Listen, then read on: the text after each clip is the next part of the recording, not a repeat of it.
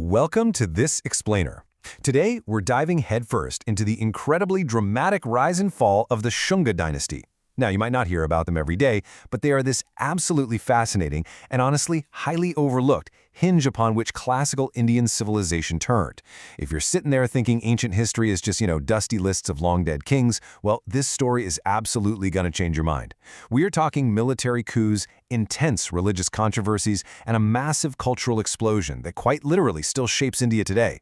So let's get into it. Picture this scene for a second. It's somewhere around 1805 BCE. The tension in the air must have been incredibly thick. We have an account describing a grand military parade where the commander-in-chief, a man named Pushyamitra Shunga, draws his sword right in front of the imperial troops and publicly strikes down Brihadratha, the very last emperor of the mighty Mauryan dynasty. He then calmly takes a seat on the throne he just forcefully emptied.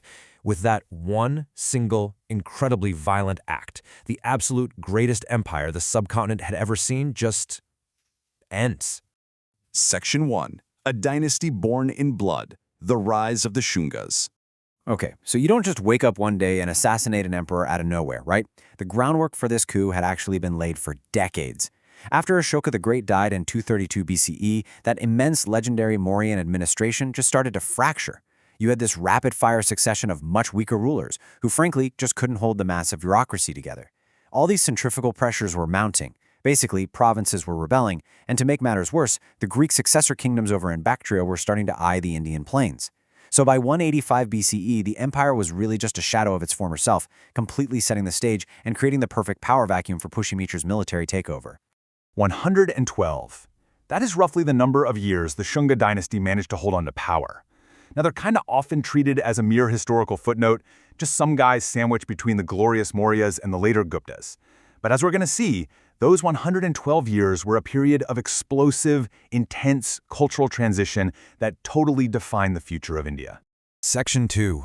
The Puzzle of Sources, Piecing the History Together. So here's the really tricky part about ancient history. We face some intense bias on both sides of our historical record. Think of it as ancient political spin. The Shungas didn't leave behind those massive rock edicts like Ashoka did. Instead, we have to piece their story together from two very different perspectives. On one hand, we've got the Puranic king lists. These were edited over centuries by Brahmin scholars, and they totally glorify Pushyamitra as this great hero who restored Vedic order. But then, on the other hand, we have Buddhist texts like the Ashoka Vadana. These were compiled generations later by communities who had just lost their immense imperial favor, and they cast Pushyamitra as a straight-up villainous persecutor. So as impartial observers, our big challenge is navigating right down the middle of these two extremes to figure out what actually happened during the Shunga century. Moving on to Section 3, Defending the Core, Military Threats. Talk about pressure. Pushyamitra didn't just inherit an empire. He inherited an active war zone. Down in the southeast, the Kalinga kingdom suddenly reasserted its independence and started pushing hard into the Gangetic heartland. But even more dramatically, you had these massive Indo-Greek invasions pushing incredibly deep into India. We're talking Greek forces reportedly advancing all the way to the Shunga capital of Pataliputra itself. I mean, we even have the famous ancient grammarian Patanjali casually using the Greek siege of Sakata as an everyday example in his grammar lessons. It was that ubiquitous. Yet, despite all this, Pushyamitra and his forces actually managed to launch successful counteroffensives, repelling these powerful armies and securing the very heart of the Shunga realm. Now, a quick question for you. Once you violently seize a throne, how do you actually convince the people you're the legitimate ruler? Well, Pushyamitra's brilliant, if slightly bloody answer was to revive the Ashvamedha, which is the ancient Vedic horse sacrifice. This wasn't just a religious ceremony, it was a massive, symbolically loaded political statement. By bringing back this ancient ritual, one that had totally fallen out of favor under the Buddhist-leaning Mauryas, he was explicitly shifting state ideology right back toward Vedic cosmology. It was his ultimate, undeniable way of declaring himself the unquestioned sovereign king. Which brings us to Section 4. Art and Controversy. Religion under the Shungas. This ideological pivot brings up one of the most fiercely debated mysteries in ancient Indian history. Did Pushyamitra really try to destroy the Buddhist faith? Some hostile literary texts actually claim he burned down monasteries and literally offered bounties for the heads of Buddhist monks. That's a pretty intense accusation. But to find the actual truth, we need to look past the later literary myths and look at the actual dirt, the physical artifacts left on the ground. Think about it. If Pushyamitra was running a violent, empire-wide persecution campaign against Buddhists, the physical record would show a ton of destruction, right? But it actually shows the exact opposite.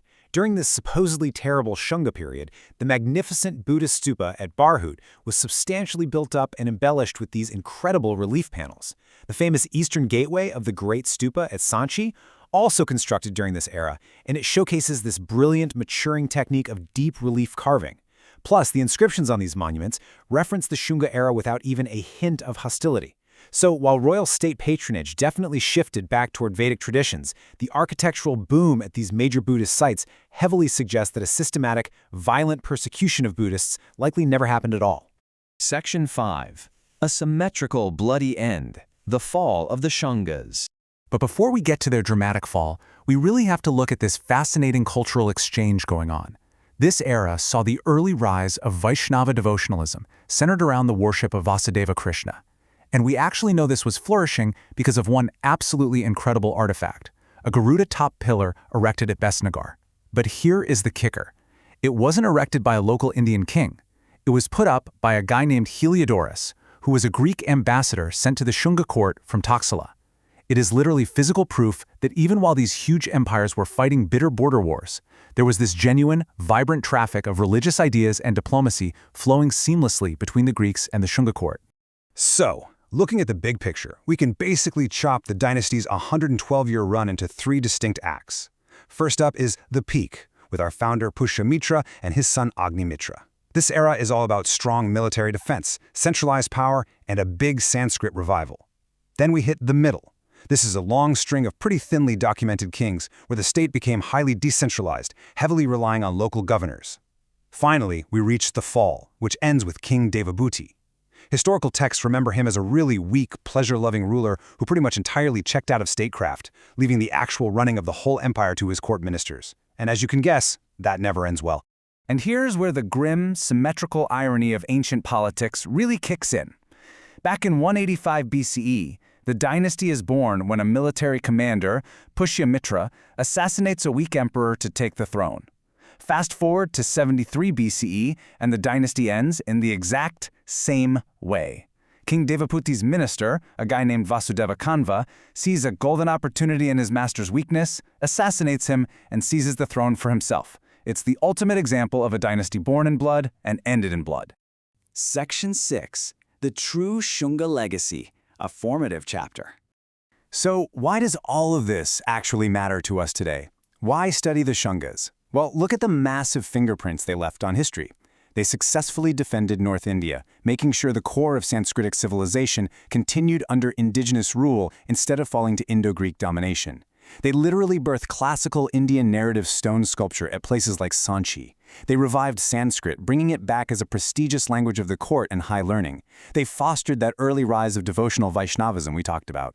Ultimately, they provided the crucial cultural laboratory that made the later, much more famous Gupta Empire even possible. They absolutely weren't just a brief interlude. They were the true architects of a dynamic, incredibly pluralistic Indian civilization. I want to leave you with a final, kind of provocative thought today. There's this famous ancient Indian political text called the Arthashastra, and it warns heavily about the cyclical nature of power. The Shungas built their entire dynasty on decisive, incredibly violent military action, right? But then just a century later, they are completely undone by those exact same vulnerabilities springing up from within their own court. So it makes you wonder, are the very tools used to violently seize power destined to be the ones that eventually destroy you? It's a question that echoes way beyond the Shunga century, challenging us to look at how empires across all of history are built and ultimately how they are broken. Thank you so much for joining us for this explainer.